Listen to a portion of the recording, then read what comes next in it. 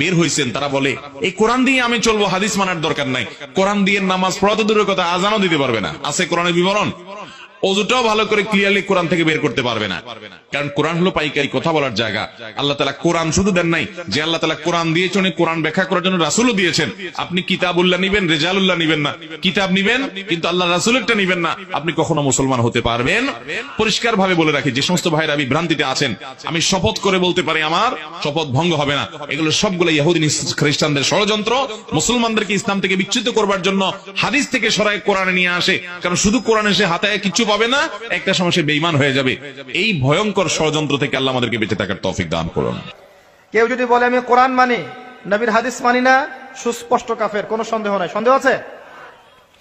কোরআন এবং হাদিস এই দুটো পিলারের উপরে দাঁড়িয়ে আছে ইসলাম।